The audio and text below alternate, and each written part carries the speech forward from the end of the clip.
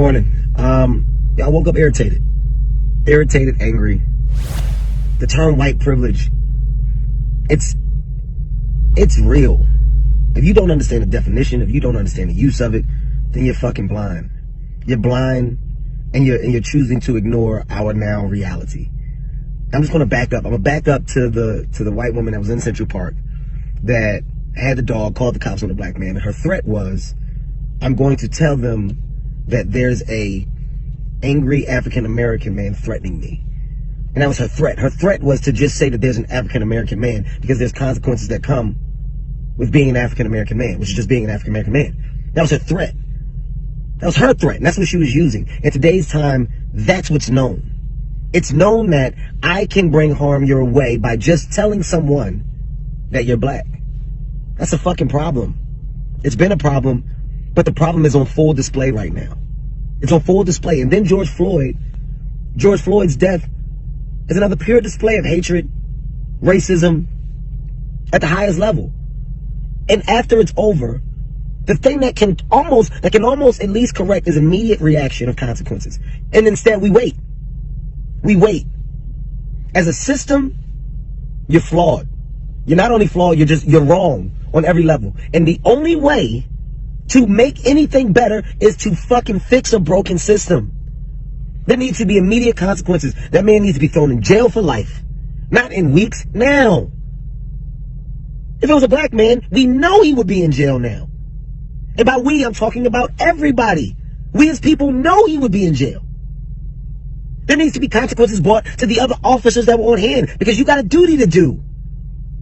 Your job is to save lives, not take them. That's your job. When you get called to a scene, the last thing you want to do is take a life. You're trained to try and save lives. That's what your job is. So when you're taking them and you're amongst a group of people that witness it, then you're all guilty. Point blank, you're all guilty. And the only people that seem to be falling victim to these type of consequences are people of color. People of color are the ones that are falling victim to our quote-unquote accidents.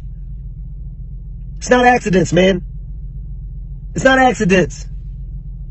It's fucking senseless. Fix the system as a fucking city, state. Fix your flawed fucking systems.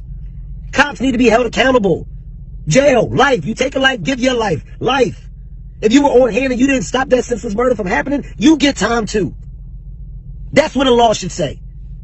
So every cop now has a severe consequence to their actions. Hold people fucking accountable. Be accountable.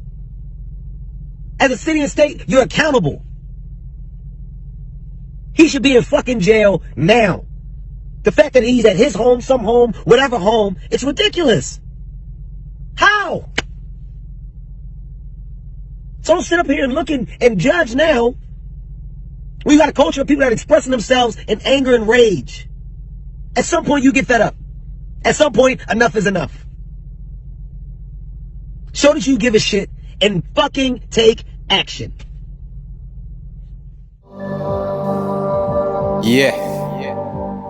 Salute in my lines. More lives, more power. My generals. My real hood kings.